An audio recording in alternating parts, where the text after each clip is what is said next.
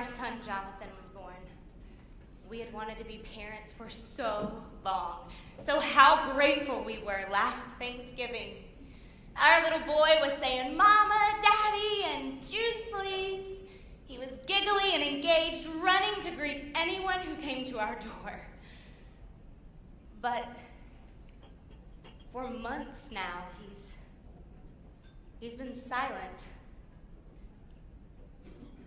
He doesn't notice guests anymore. He cries. In fact, he screams, but no language at all. Our pediatrician sent us to a specialist, and we heard a single word that has knocked us to our knees. Autism. What does that mean? No Little League? No high school prom? No grandchildren?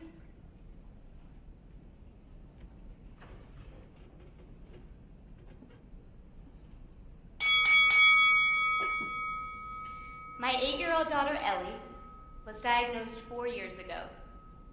And her entire life, she has never been invited to a birthday party. Not one. And so I was thrilled when a neighbor's sweet daughter included her last week, but what was I thinking? Ellie sat in a corner and picked at the carpet while language swirled around her. Those little girls, they talk so much and so fast, and oh, they tried, they really did. But Ellie just didn't have a chance to understand what was going on. She covered her ears and ran off when they sang happy birthday. And seeing her side by side with those other little girls, I wanted to run off too. The contrast, seeing just how many skills she still needs to gain, it was a body blow.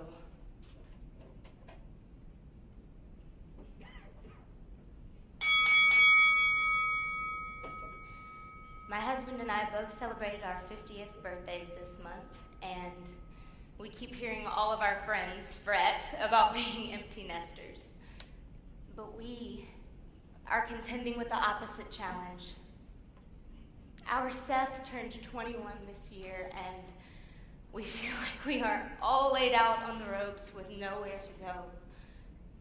He graduated from his special class at school, and there are no more services. So what does he do all day? What do we do?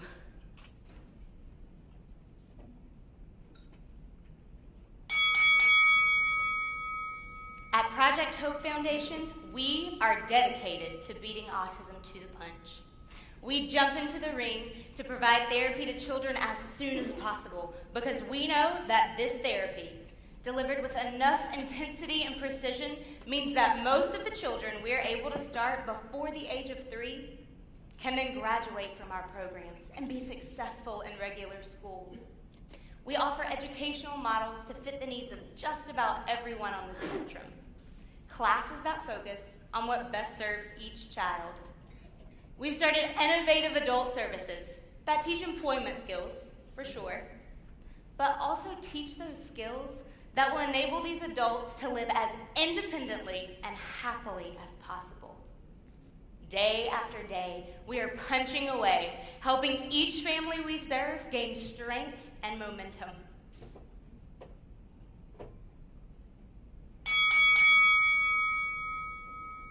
But here's a huge problem.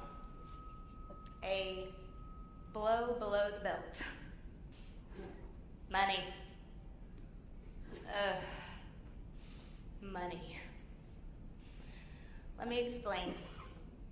The funding source for our youngest children under 3, a program called BabyNet, reimburses us at a rate that means we lose money on every hour of therapy we provide. $12 an hour, to be exact, on thousands and thousands of hours of therapy. And yet if we don't serve these children, then who will? And it seems reasonable that insurance companies should cover this therapy, right?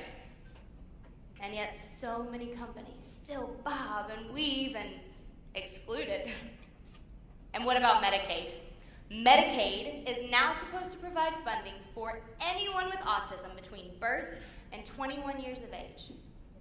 And we have been standing toe to toe for a year now, waiting to find out what reimbursement rate Medicaid will offer. Will the amount be enough to allow us to continue our fight? And finally, funding for our education programs. Tax credit scholarships that have provided $600,000 for our classes just this school year. But this is not yet a permanent program, and that amount of money is still not enough for everyone.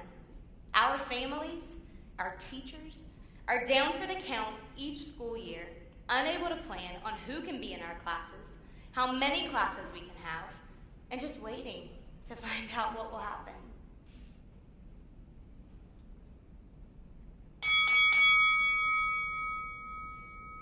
Autism impacts 1 in 68 children, with the newest numbers indicating a rate of 1 in 45. And yet services have not grown to meet this need, largely because of a lack of funding. So here's another powerful challenge we are jabbing away at. Space. We need space to expand.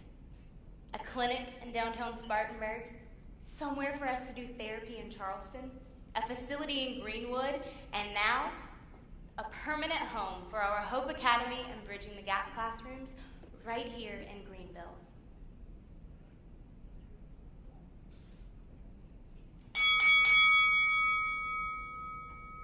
All across the upstate, all across the state, families feel like throwing in the towel, but we cannot let that happen.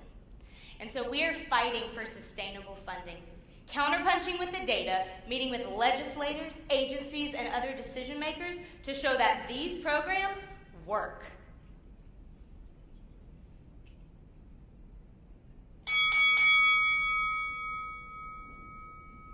We are fighting to expand our programs, providing parent workshops across the state, training 100 new therapists, graduating 14 students from our master's program that prepares new supervisors, partnering with new communities to bring in therapy and classrooms, collaborating with businesses and other agencies to provide opportunities for adults, and searching for space.